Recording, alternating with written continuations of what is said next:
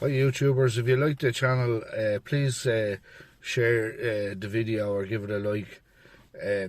Sweden used to be a lovely peaceful country up to 20 years ago, and then it started opening its borders up to people coming from war-torn areas where there was war, etc. At the moment now, crime has gone through the roof and rapes and everything in Sweden.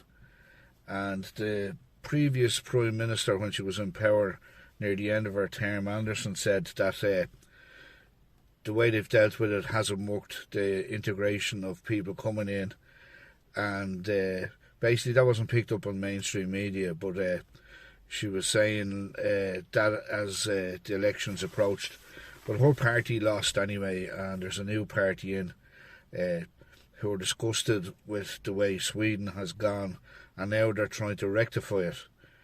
Now, we're laid into the game here, Ireland is, but like what happens is, like in Sweden there's no go areas. There's no go areas in Denmark, France, the UK, etc., where the person, a native of that country, can't go into certain parts or certain streets in their own country, you know. The other aspect of it is as well that there's so many people coming to our countries that the countries cannot cope with the amount coming. I think it's in Holland now they even have a boat in the harbour there because they've no facilities to house them, you know. But basically all over Europe now you have illegal migrant camps setting up, and that's going to happen in Ireland too. I was just looking at the recent figures. There was about 200 people looking for asylum, and there was no housing or places to put them. So, like, those people are basically homeless. But the same situation's going to happen here, where those 200 is going to run into thousands. And, like, all over Europe, there's going to be camps set up, tent villages or whatever. And during the day, they have nothing to do, and they're going around annoying people and seeing what they can get as well. So basically we're late into the game. We're 20 years later than Sweden, but like it's up to this government now to start managing this and managing it properly. They're managing it the same way as Sweden did and all the other countries, and the same problems are going to arise. You don't need a crystal ball for this, and it's up to the government now to start going after the people coming in with no ID. Like, that's what all the protests are based mainly about. I know there's not 100%, there's other issues as well, like housing and all, etc.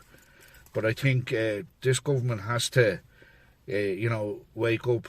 I know when the next election comes along, they're going to be, the rhetoric out of them is going to be very, we'll do this about the illegals, we'll do that about the illegals.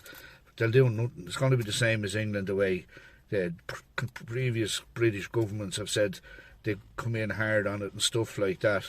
That's how even the Conservative government that's there at the moment, they're there because they said they'd take a hard line on that, but they didn't.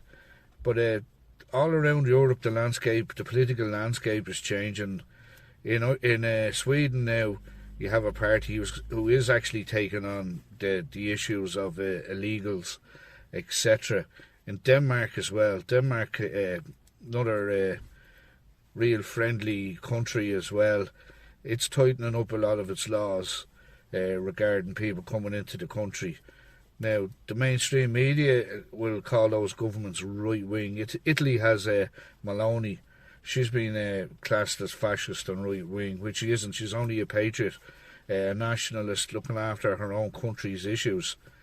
So, basically, just saying, like, whatever you think yourself on the subject, please leave a comment down below. Thanks.